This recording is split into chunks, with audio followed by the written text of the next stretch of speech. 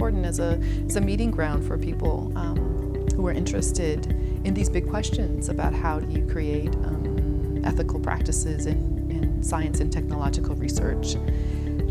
For me, it has been very exciting to listen to all these young people presenting at the conference and in the audience, asking kinds of questions that are very different from the ones that were asked 30 or 40 years ago.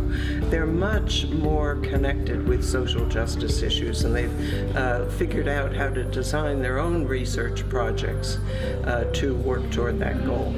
When we talk about knowledge from the margins that we're talking about are social justice movements, right? Margins, shifting the conversation from the individual to the movement, to the ability of movements to make change, and to the social structural issues, both structures and ideologies, I think is key. And I think that a conference like this highlights that kind of issue. Local knowledges shouldn't be bought to the equal level of academic knowledge to be validated.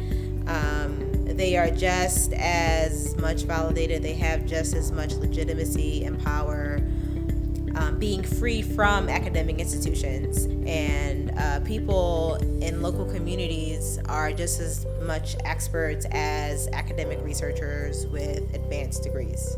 Well, one of the things about this type of a conference is that it's really aimed at trying to open up the circle of questions. And so if you're watching this conference, you are hopefully going to get some new questions that you can ask. We, people in academia, need to and have been, and I think hopefully will continue to, re-examine our existing practices, to do research, to disseminate knowledge, to produce knowledge, so that we can do it in ways that are more sustainable, truly, because the existing paradigm, I think, has been proven time and time again to have limitations.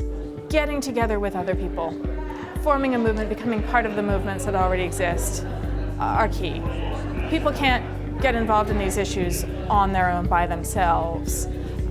They need to find the groups, they need to create the groups. So some of these questions that I see people grappling with here are at the bedrock of my field.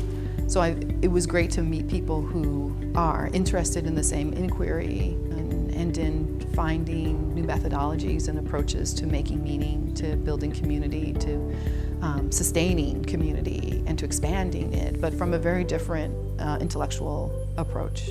Those of us who have the luxury of living lives that are relatively free of environmental hazards, where we're not experiencing sustainability challenges in our face every day, for example, are often people with skills that they can offer movements that they sympathize with. So programming skills are in short supply, numeric skills of all kinds, data visualization skills, storytelling skills, fundraising skills, just plain old money, right? So those of us who are not in vulnerable positions, those of us who are not being directly affected, can be allies for social justice movements by offering the resources that we have that might not be indigenous to those movements.